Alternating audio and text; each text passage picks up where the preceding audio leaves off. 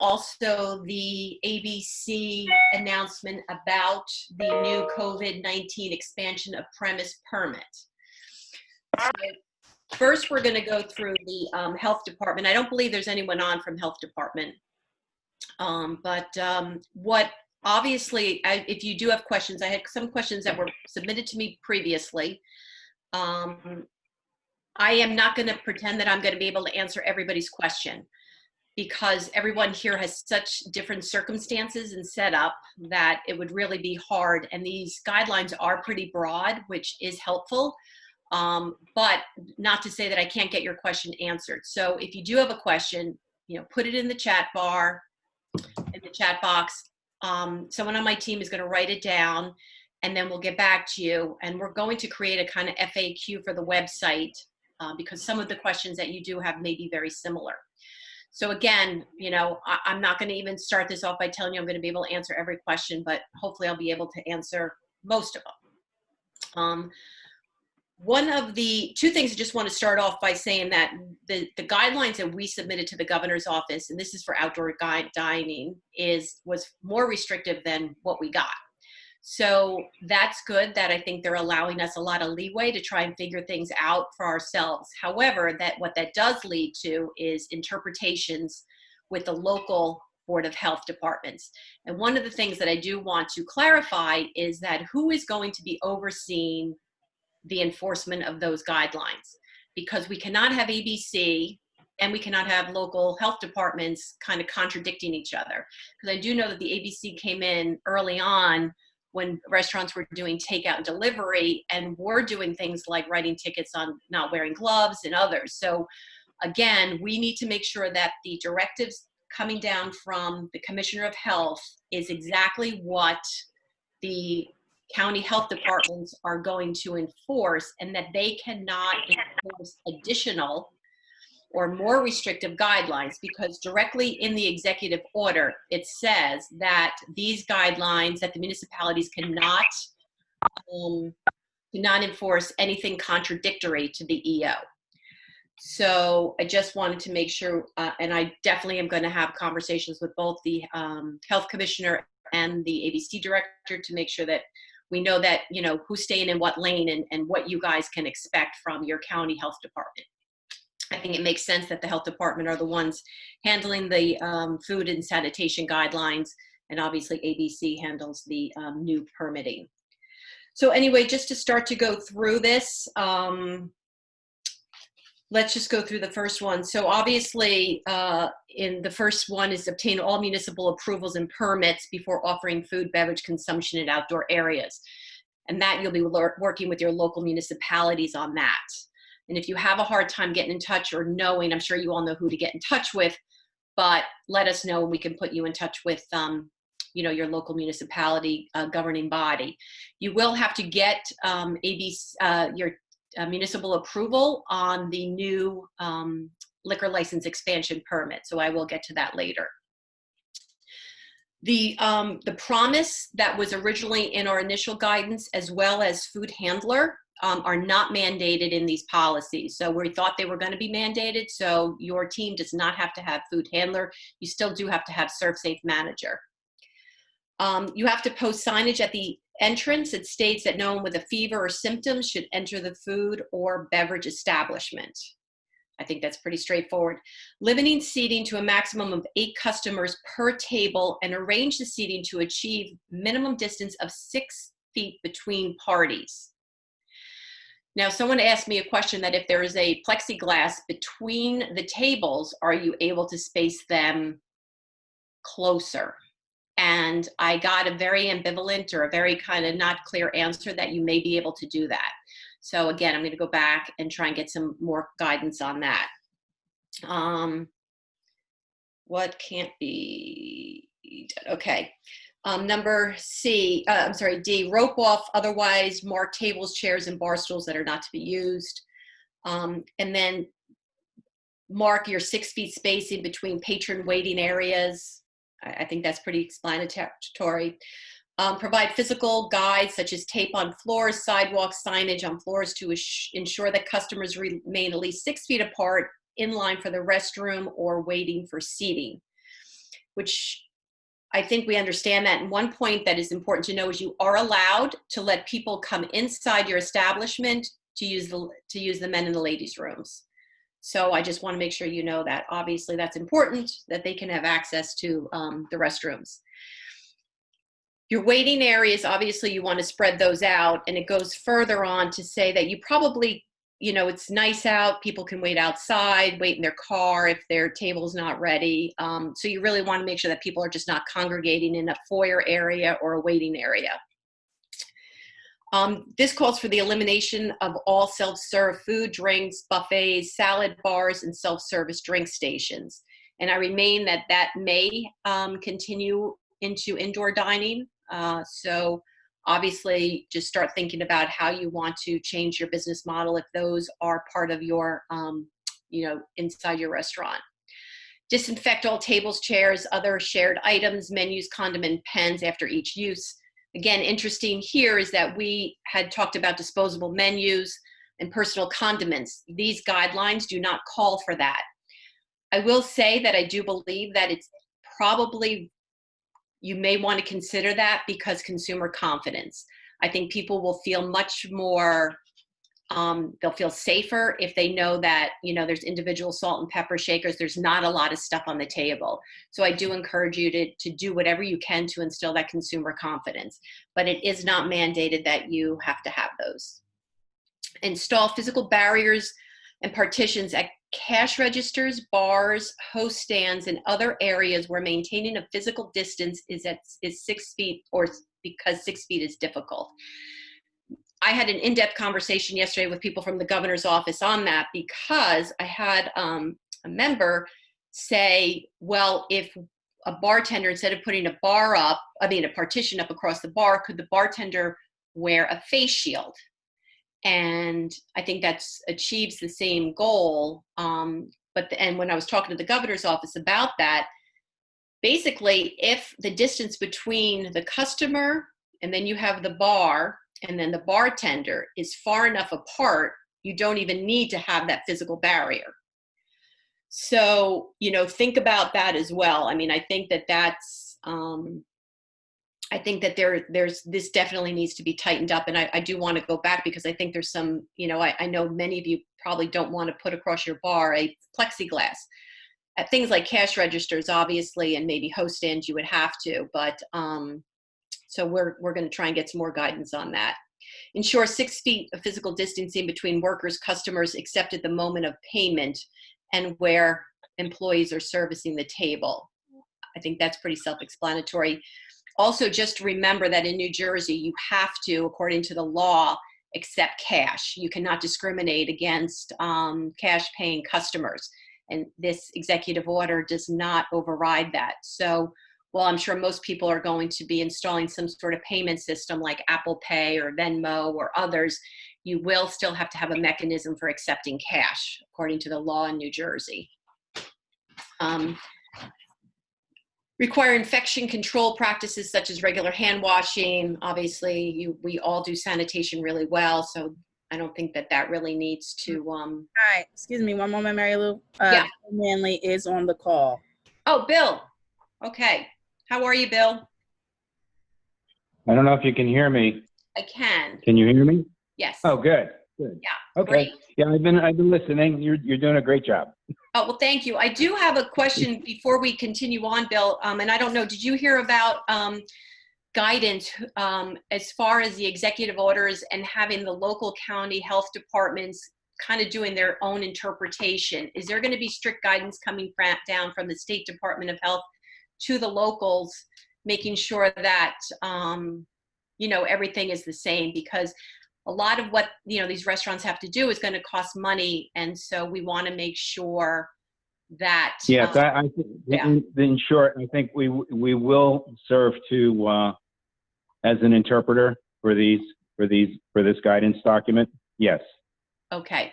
And what would be great maybe, and we can follow up, is if perhaps you and I had a call with some of the county health departments just to kind of talk through some of my concerns that we have with that, but you and I can talk about that. So please jump in where and anything, right? We also are scheduled to have a a call next week with the local health departments to discuss several different issues, including this latest executive order. So Great. And like I said, if I could be helpful, because, there's so many different circumstances, and these guidelines are pretty broad, which is good because it allows for each restaurant to kind of for their own configuration of their restaurant or bar or establishment. But we just want to make sure if, what's happening in Monmouth County is the same thing in Bergen and Atlantic. And agreed. Yeah. Agreed. We agree. Okay. So obviously I'm just going to go through and jump in if I'm not correct in something that I'm saying. So obviously I don't need to get into the sanitation. You all know what you're doing. Let me see, where was I? Okay, require frequent sanitation of high-touch areas like credit card machines, keypads. You know that. Place conspicuous signage at the entrance alerting staff and customers to require the 6 feet physical distance. You probably should have that all maybe in one sign, and we can work on helping you with wording on what that front sign should look like. Much of that is our promise, so feel free to go to our website and download that information. Require all food or beverage establishments to have an inclement weather plan if triggered. That would require the food or beverage establishment to basically adhere to Executive Order 125, and you'd have to move it to takeout and delivery. I'm going to tell you right now, I'm having in-depth discussions because I'm very concerned because, as we know in New Jersey, weather can turn on a dime. And I don't think that if you have 20 tables outside and all of a sudden it starts thundering and lightning, that you cannot not allow people inside to get their food put into go containers, that you have to make them wait outside to do that. So I'm having some discussions with the governor's office because I think that's dangerous. And you can't expect a family to sit out in a thunder and lightning storm while you're packing up their food. So I will get back to you on that because that, to me, is not a done argument. Food and beverage establishments must offer service at outdoor areas, require employees to wash their hands when entering, coming to work. Obviously, we have strict sanitation guidelines already for that. So this is where I want to get into, conduct daily health checks, e.g. temperature screening and/or symptom checking of employees safely and respectfully in accordance with any applicable privacy laws and regulations. So I just want to make sure that you're clear about this. And Bill, you can contradict me if I'm wrong, but this is not mandating that they have to take their staff temperature. Is that correct? That's correct. Okay, so that's correct. We wanted it to be in there, but it was removed. So. Okay, I mean, and I think the health screenings, because people are asymptomatic at times, and of course, obviously now if you do any kind, and I know we have Tommy's on here, he's an attorney, we do have temperature taking, and if you are documenting any of that, then you're subjected to some HIPAA standards, and you have to keep those documents locked in a separate medical personnel file. So, but again, you don't have to take it. You can just kind of scan. I went and had a test this morning. I walked in, they just took my temperature. You can do that. You don't have to, but you should be conducting for your employees some sort of health screening and encourage your employees, obviously, not to come to work if they have been sick or if they've been in contact with somebody who has had COVID-19, because we certainly don't want that starting to spread, obviously, through the restaurants. Obviously, you require employees who do have symptoms to be sent home. Require employees to wear face coverings. Where doing so would inhibit individual health.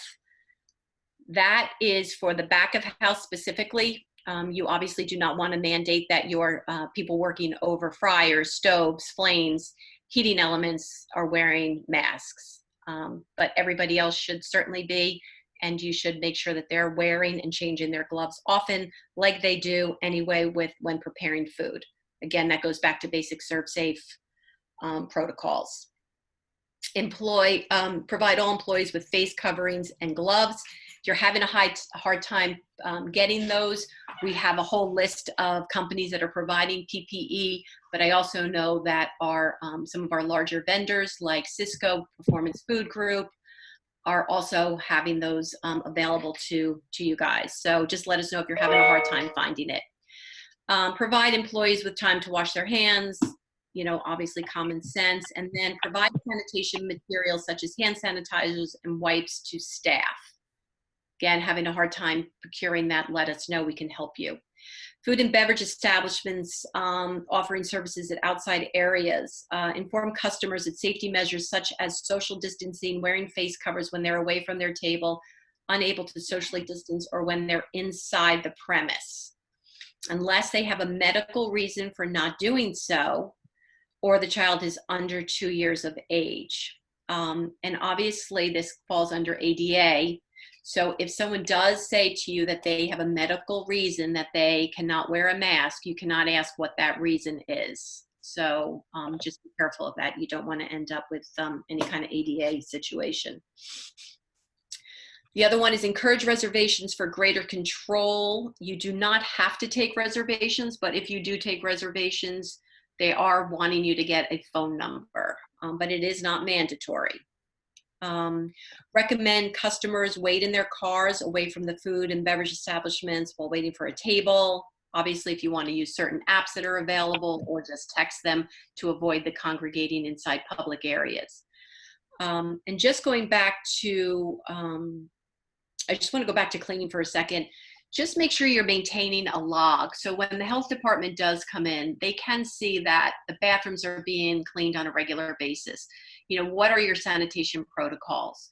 And obviously, each one of you are going to be doing something a little different that, kind of goes a little bit deeper than what these guidelines are. But it certainly will help the health department if they see what you guys are already doing, your protocols in between guests, how you're wiping down the tables, perhaps you're not, if you're using personal condiments, things like that. And that will certainly help with the inspection move a little bit quicker, have that available to them. Alerting customers via limiting touching, again, encourage the use of digital menus. However, disposable menus are not required, but making sure if you are using menus that they're wiped down. I personally think customers are going to be a lot more comfortable with a disposable menu than something that's been touched. So again, think about your customer and their experience and their confidence coming back into your business. So they're going to want to see certain protocols in place. And that's really the other part of this, is getting the customers to feel comfortable coming back in to dine. And then you have to decline entry to someone who is not wearing a face covering, again, unless they have a medical reason. And then provide hand sanitizer stations to customers. And that doesn't have to be, a formal like Ecolab machine. As long as you have hand sanitizer available, it doesn't actually have to be a piece of equipment, but as long as you have hand sanitizer around. Am I missing anything, Mr. Manley? So far, so good. So far, so good. Look, sounds good. Okay.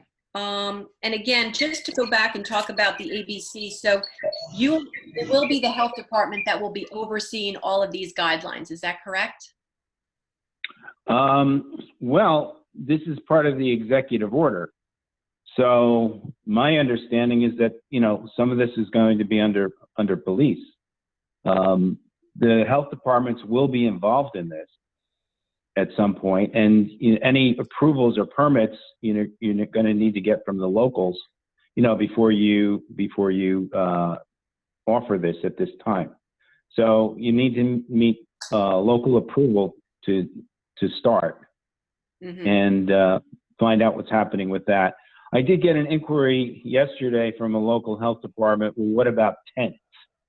And they want to put up tents, not just a canopy, but a tent in case there's inclement weather. Well, I think that's probably no longer outdoor dining. So we're going to get lots of questions. Yeah, I was told that tents are permissible as long as there's not sides, coverings. Because yeah, well, that's what I mean. A full tent. A canopy is one thing, but to put a full tent with air conditioning, ventilation, you know, sort of defeats the purpose of this outdoor dining provision. Right. Yes. That's my understanding as well. Well, you know, I think what my confusion will be, and you know, again, you and I can talk offline, and we can talk with the police about this, is that, you know, having contradictory, so having, for example, the ABC go into a back of house and start mandating that cooks are wearing masks, or, you know, kind of people need to stay in their lane almost. And I don't mean to sound kind of bitchy about it, but, you know, I agree. We agree. I think because there's all of a sudden, I mean, there's been so much confusion about things like curfews. There's never been a curfew, but yet we have towns putting curfews in place. So, and that's the other thing, just so you all know, there is no curfew. There's no curfew on your staff. There's no curfew on your business. You can operate, obviously, and start indoor dining effective 6 a.m. on Monday. I'm sorry, on Monday the 15th. So, you know, again, we would just want to make sure that there's not confusion into who is regulating and who is overseeing what areas. Okay, before we get to the questions, I'm just going to go through the ABC order. And Tom Janarone is on the call as well, and he's an ABC attorney and someone I've known since second grade. So he's gonna, if I say anything incorrect, Tommy, just jump in. But today on the ABC website, COVID-19, there was the expansions of premise permit, which enables licensees to expand their licensed premise into outdoor areas that are either next to or congruent or not congruent to their permanent licensed premise, meaning that it can go to sidewalks, you know, parking lots, anywhere that the town is giving approvals. And you do need to get town approval on this. So the licensee will apply through Posse, and it should be starting today, but no permit will be issued before June 15th. So make sure you are, and when you apply, please make sure you have everything that you need, which will include your sketches, your security plan, which includes, you know, having someone outside in that area, making sure there's things like not happening, like overconsumption, minors drinking, Passovers, and you really want to make sure that there's someone out there, use the word monitoring the situation at all times. And that's going to be important for the ABC to issue your permit. The director may also issue a permit to expand his presence into a non-congruent area, provided the property is located reasonably close to the licensed premise, and that licensee has safeguards to ensure alcoholic beverages will be sold in a manner that protects public health. And again, this is where you're really going to have to work with your municipalities. And I know a lot of towns are really being real helpful on, you know, I know like Freehold, Jersey City, certain towns are really trying to help the small business community. So again, if you're having a hard time with that, let us know, and certainly we can be of assistance to you there. Specifically, licensees that offer food service on that licensed premise must offer a bona fide food service in that expanded premise. So meaning that if you are a restaurant, you can't just set up a bar. You still have to offer food in that outdoor area. Examples of permissible expansion: decks, patios, sidewalks, parking lots, parks, parklets that are established by the municipality, and other public right-of-way, as long as these areas are accessible to the licensed premise. And again, in that you have security controls over them. The COVID-19 expansion permit would not be required if the licensee sells cocktails to go to a patient who consumes it off the premise, the licensed premise. So just so you know that is not needed then. And these are available to all of the plenary consumption licenses. And so Broad Seas, golf facilities, club licenses, limited brewery, restricted brewery, plenary wine, 33s, again, 32s, 34s. So pretty much anyone who has a a liquor license is able to apply for this special permit. And again, it will be handled through Posse. When you're applying, please, like I said, make sure you have the name, address, license number of the applicant, description of the property, as well as a sketch, written approvals or documentation from the property owner if you are renting, a secured security plan that includes, again, the prevention of pass-offs, underage drinking, overconsumption. This fee is a one-time fee of $75, will go into effect of June 15th and will run until November 30th, which is pretty much the same as for seasonal licenses. And then once the COVID-19 expansion permit application is in Posse, the payment of the permit fees and application will be transferred to the municipal clerk and police to the locality where then that will be issued. They are committed to a quick turnaround time, so let's hope that that happens. Again, if you're having an issue, certainly call the association and we can see what we can do to help you. I think that that's it for the pretty much the overview. Tommy, am I missing anything on the liquor license permit? No, just that I checked just before. I didn't see the only permit that's up there is the old one. I don't know if they're going to put a new one up there, but Yep. the one that's always used is on the Posse system right now. The notice is up there that they're going to be put it up. They're going to put it up, but I don't know if they're going to put a whole new one up or you're going to have to use the old one. I'm not sure on that. I was told that it's going to be a brand new one. The governor was signing off on it, and then it will be posted. So I can circle back with ABC after this call and just find out what the timing is. And you know what? And Mary Lou, I have another two quick things. Yep.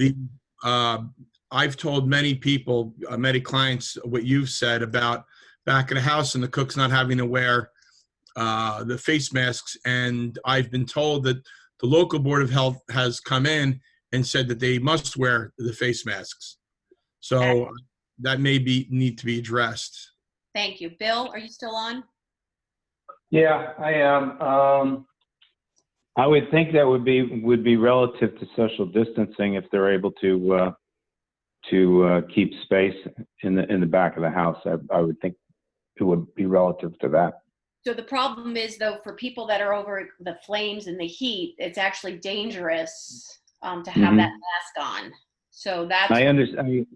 I understand that, and I'm hearing that actually for the first time. Okay. So I haven't heard anything from our local health departments or received any inquiries regarding that, whether or not that would be, suitable or not. So this is the first I'm hearing of that. Okay. So maybe you and I can talk about that because I do think that Yeah, can we be dangerous. certainly.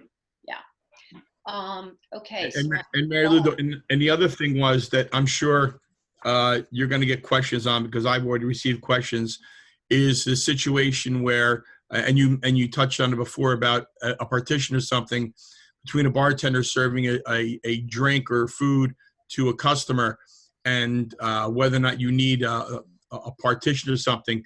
And I think that's covered under the health guidelines under J of the of number 1J, where it would be the same as a server. So if a bartender has a mask on, they don't have to. They can be within 6 feet of the customer for the point of service.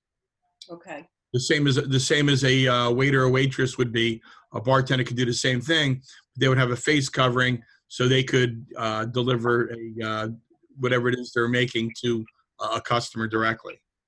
Okay, great. Thank you for that. And again, I'm just going to circle back to Candace in the governor's office for some clarification. So I know, yes, this is being recorded. So those of you that jumped on late, and we are doing another one on Tuesday for those that couldn't make it today. So feel free. Much of the same information will be going. I'll be covering. Hopefully I'll have some additional answers. Not that you want to listen to me again. What is the protocol? Sharon wants to know. Bill, maybe you can help me with this. What is the protocol for boardwalk food stands when they are cooking cheesesteaks over a hot grills and for them to wear a mask? Okay, so I think that's the same question. Sounds like it, yeah. Okay. We have a Broad Sea liquor license. This is from Gina. We have a Broad Sea liquor license. Do we need to apply for the permit for outdoor dining? I always believe a Broad Sea meant all over the premise. If your liquor license covers the premise and where you want to serve, you don't. For example, some places have, their liquor license includes, for example, a deck or a patio area or, side deck. But if it does not, you're using a space that is not covered under your liquor license, then you do need to apply for that. Mary Lou, I can jump in on that too. The way you can tell whether or not you're permitted to serve in a particular area, consult your 12-page application. And in your 12-page application is going to be a sketch of your licensed premises. And that is the roadmap, because when the ABC comes in, that's what they use to determine your licensed premises. So you should already have the answer in your paperwork.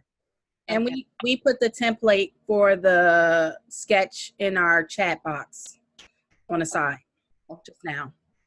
Yeah, that link doesn't look like it's working. I'll do it again. Do seated guests have to wear a mask prior to and after eating? No, they only need to wear it upon walking in, and then once they seat at their table, they can remove it. But unless they get up to use, unless they get up to go to the bathroom or walk inside the premise for whatever reason. So no, if they're sitting, they, once they sit down, they don't have to wear it. Is a curfew currently through the ABC on how late a pub can serve takeout? Is there a curfew currently through the ABC and how late a pub can serve takeout? Not for food. There is no curfew on food. Alcohol, I would believe that would be up to each town. I know that certain towns have different times, whether it's 2 o'clock, 3 o'clock, or whatever. But for food, there is no curfew. Do groups of guests up to 8 have to come from the same household? No. It's just you can't sit more than 8 at a table. If you already have an extension because you have a permit from the town for your ordinary outdoor seating, do you still have to apply for this permit? Tommy, do you have an answer for that one? No, if you're allowed to serve outside already and those are the areas you're using, that you don't need a special permit for that. The permit is only to serve on parts of your property and adjoining properties that are currently not licensed. Okay, great. And Mary Lou, one other thing, I don't want to be technical, but I know someone will come back and say, well, Mary Lou said we could. Most, I think all I've seen, bars in the borough ordinances, you're not allowed to have people on the licensed premises after your service hours. So what I'm saying is that you can't, if you have a liquor license, you can't serve. You said there's no curfew for food, but right. There really would be, because if you have a liquor license, you can't have people cooking and serving food after hours. In other words, at 4 o'clock in the morning, you can't be open to serve food. I just wanted to clarify that. Well, that's a really good point, Tommy. Yeah, because when this first started, there were certain towns that were shutting people down at 8 o'clock, and I know, like up in Newark and some of those other areas, they were shutting restaurants down at 8 o'clock, and that's what I meant. But yeah, that's a really good point. Okay, let's go, Marilyn. The Broad Sea would be the areas and perimeter you supply to the ABC when you get your license. Not quite sure I get that. The Broad Sea or Sea license would be the areas in perimeter. Oh, I guess she's answering the question. Okay. Specifically, is the bar seating allowed in an outdoor area? Does a building some open air walls and some permit walls qualify as outdoor seating? There can't be walls. It can't be, like, for example, if it's inside and you have three walls are open, it can't be inside the permanent structure of the restaurant. It has to be really outdoor seating. But you can have things like umbrellas or a tent covering, pergola, but it cannot be part of your existing restaurant. And again, we we're hoping that this is only going to last a couple weeks, and then we're going to start moving into indoor capacity. So let's hope.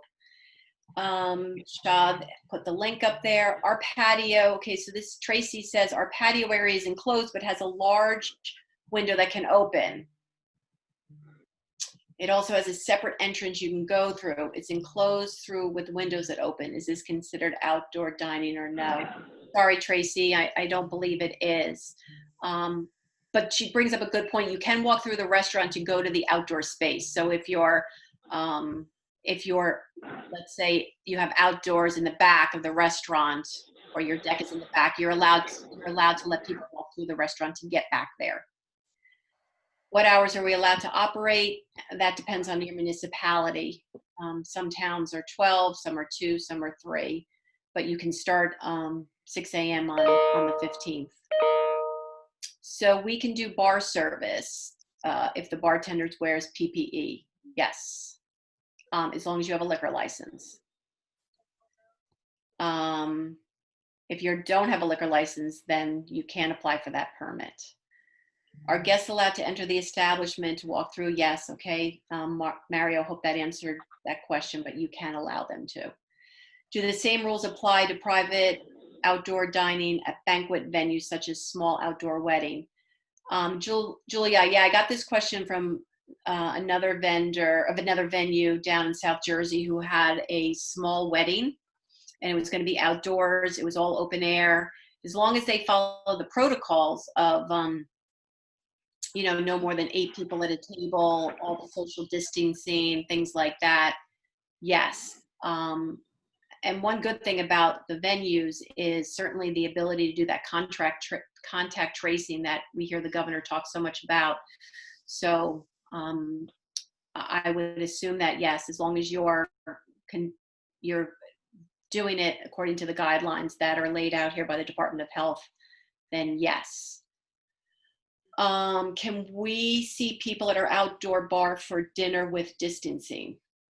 That's from Chris. I believe as long as the social distancing is in place, right, Tommy, when you say that that's correct? My interpretation of that, and what I'm going to tell people, is that the bar is no different than a table. So and actually I believe the executive order does discuss single, not like single stools. So if you have one person on the bar, you need 6 feet on either side, but you should be able to have, if there's a party of 8, 8 people should be able to sit together at a bar. Okay, Bill, do you have any input on that one? Does that sound right to you? It sounds like it could be right. Okay. I think so. This is the first time I've heard of this proposal, but I would think so. As long as you limit it to 8 at the time, I would probably be okay. Yeah. Okay. So Laura's asking, in regards to taking employee temperatures, can you take them but not record them? Yes, you can. You're not required to take temperatures, but I don't see it being a bad idea, but yeah, because if you do record them, then you have to make sure that you're adhering to, the HIPAA laws and keeping those files locked in a medical personnel file, because that's, there's all those privacy laws. If your kitchen closes at 10 p.m., can you still serve drinks after?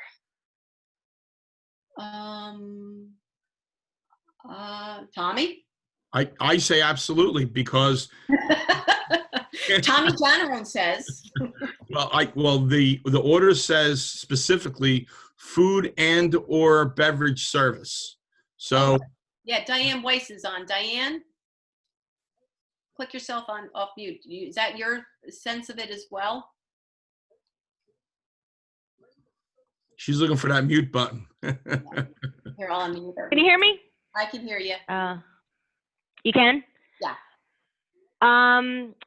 I agree with Tommy. It does say places of food and drink. So yes, I believe that you can still serve cocktails to your closing hours. Thank you. That's okay, if someone does not have a reservation, just walks in, do we have to ask for information, for telephone number, for contract tracing? No, if they don't, if they're not making a reservation, you don't have to. It specifically says it's encouraged, but not mandatory. And, you know, for those of you that want to, I certainly think that it's a good idea. However, we know that some customers may be uncomfortable giving this information out.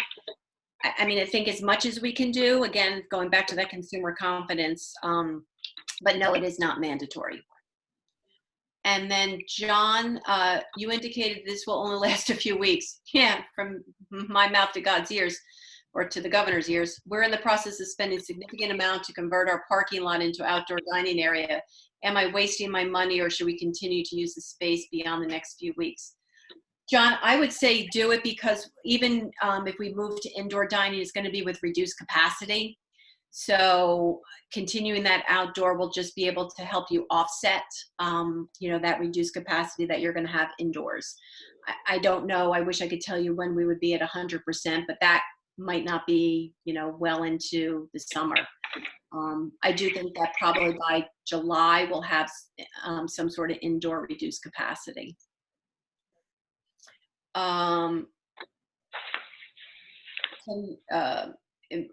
Is mandatory reservations? No, Maryland, reservations are not mandatory. Can you have music bands? Trivia. As long as, this was Diane.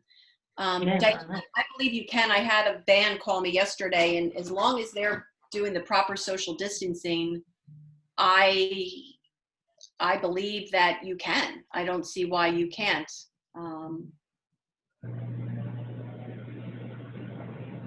I wasn't sure. Yeah.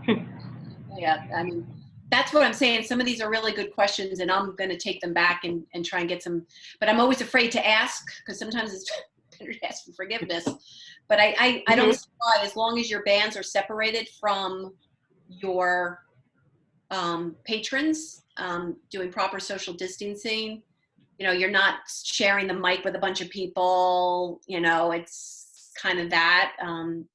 You know, I think you want to control the behavior, but, you know, if you're having a band and they're away from the people and just playing, I think that's fine. What is the regulation if dinner time starts and it starts to rain? How do we handle the guests? And this is a great point, and this is what I said early on.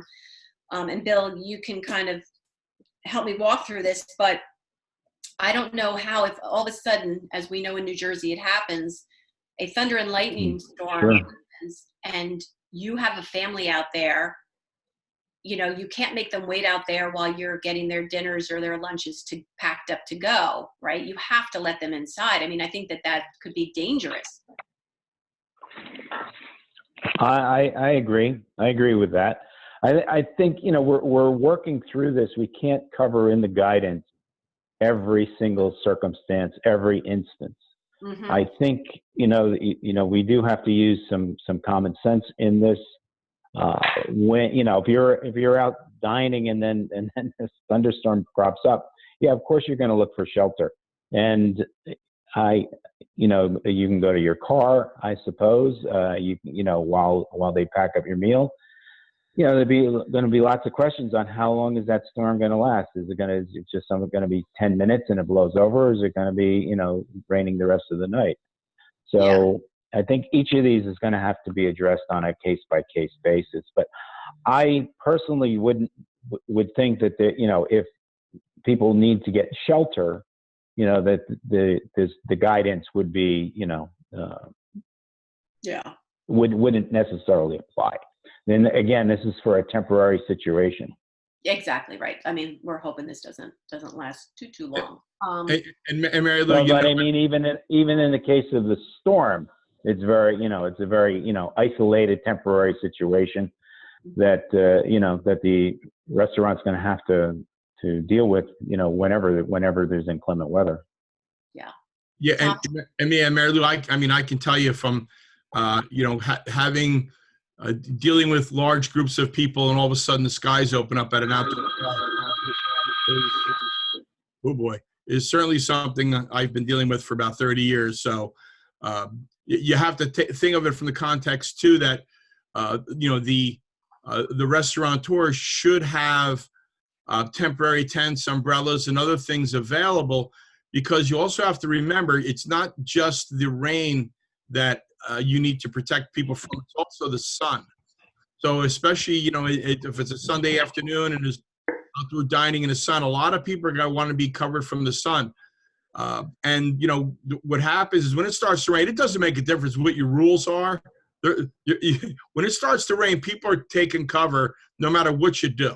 So you're not going to be in control of that. So the best thing you can do is have temporary tents. And, you know, if it's going to rain, you might want to set them up in other areas, wherever you have to allow people to get to. And, you know, you may want to have umbrellas on hand anyway, just to shade people from the sun and that type thing. So I think that's something you need to be prepared for. And you also need to be prepared for the fact you're not going to be able to control people when it starts to rain. And you just have to hope that they decide that they're going to pay and then don't just leave.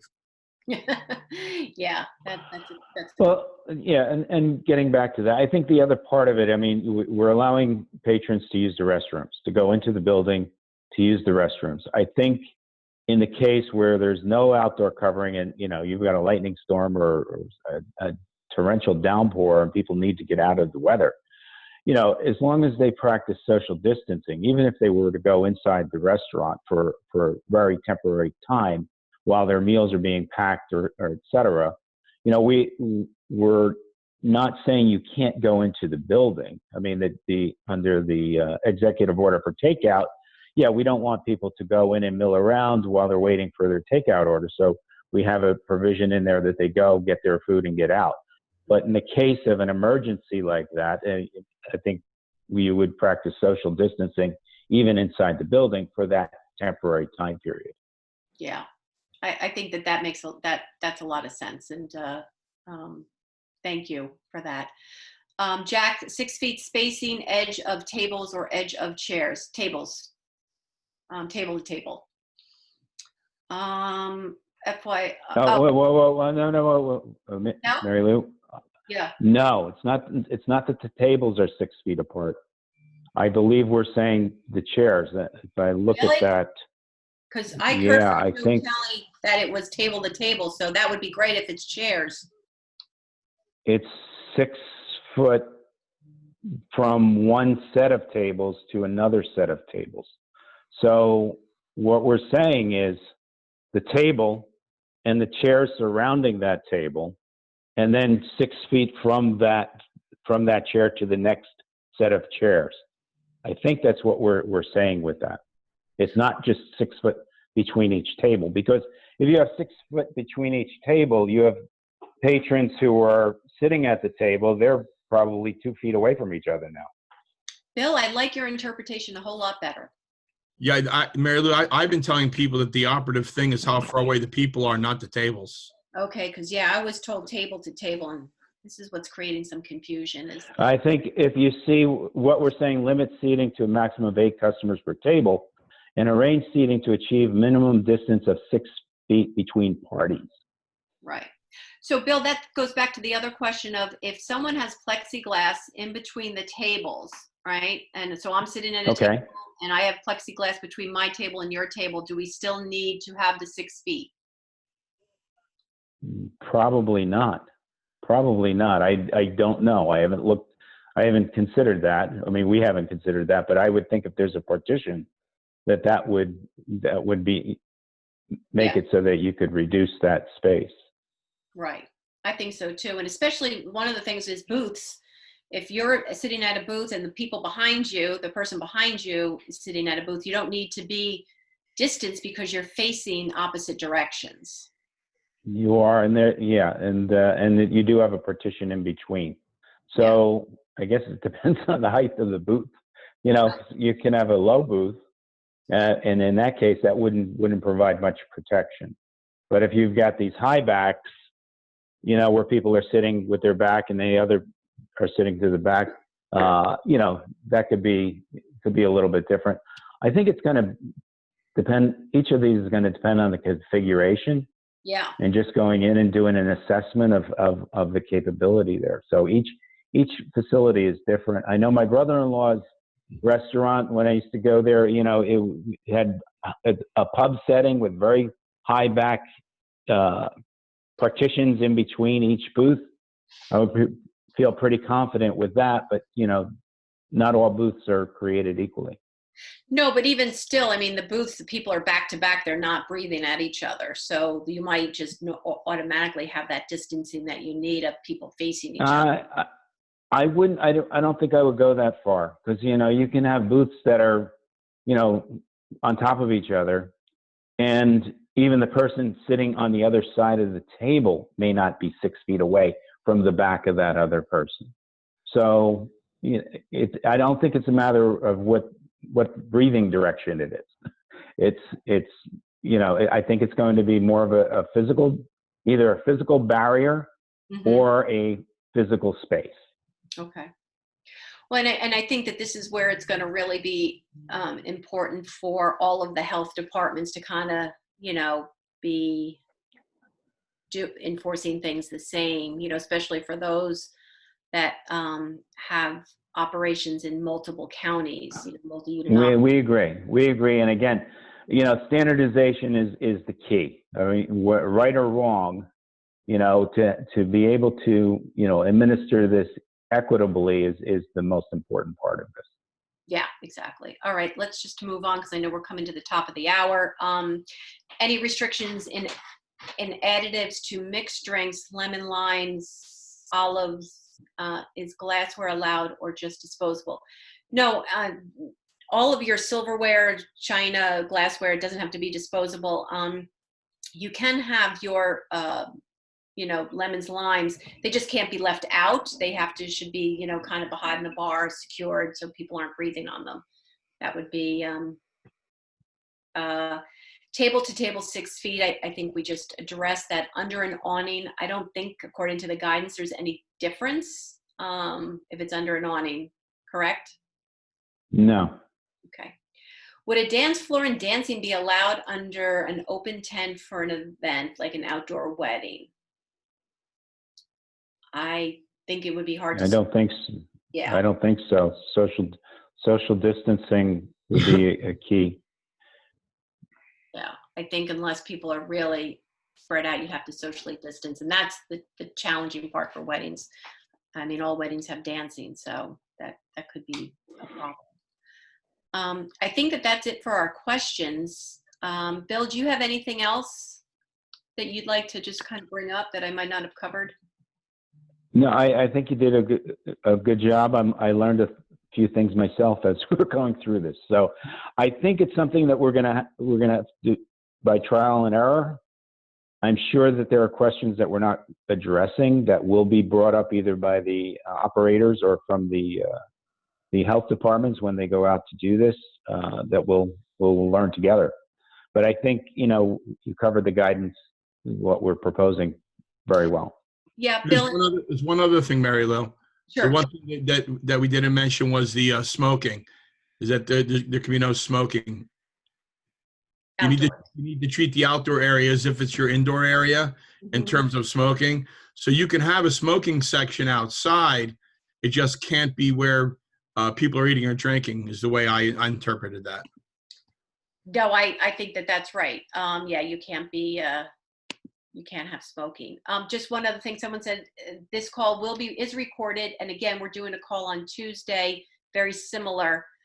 But Bill, if I can just, you know, I think if you and I can have a follow-up call on this, but obviously I'm hoping that the health department as well as the ABC, since this is such uncharted territory for all of us, you know, that, you know, fines and penalties will not be, you know, the first thing that, you know, we're talking about education and getting people.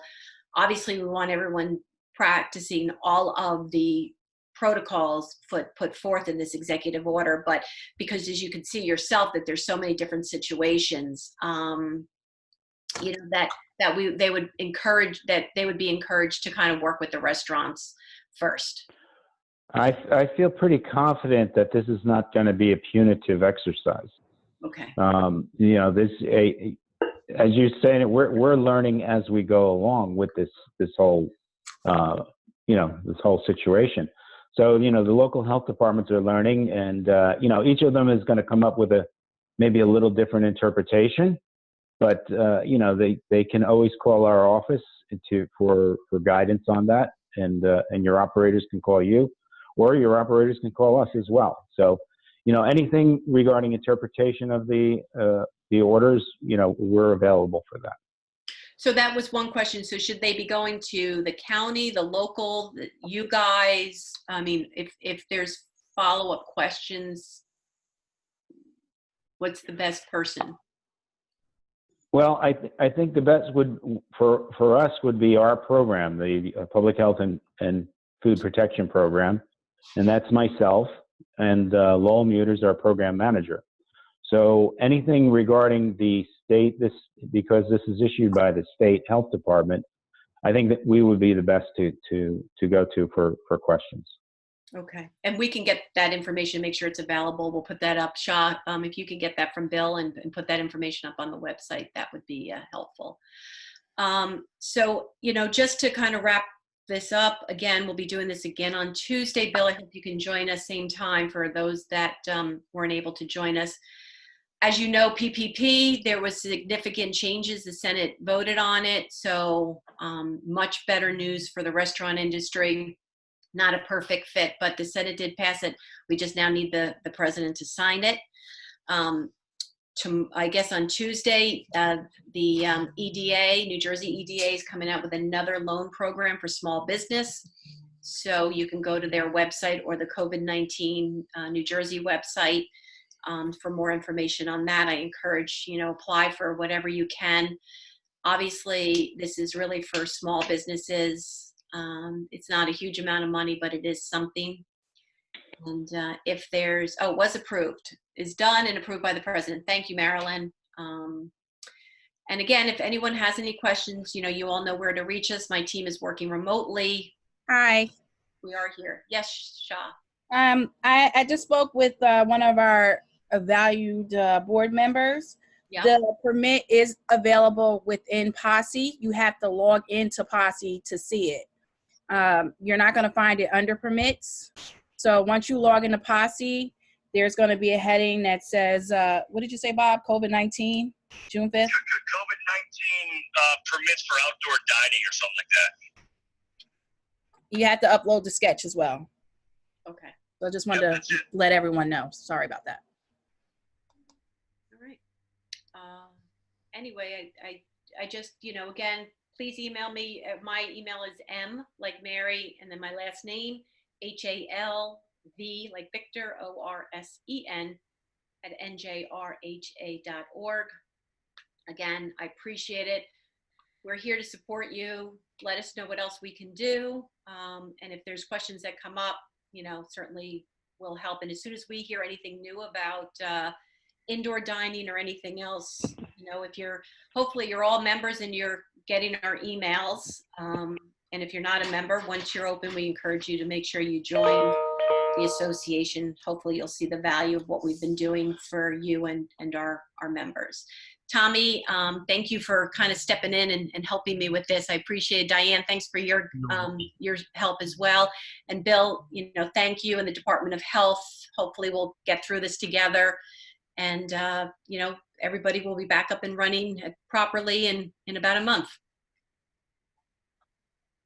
Okay. All right. Thanks, everyone. Have a great day. Thanks, Mary Lou. Thank you. Thank you. Thank you, Thomas.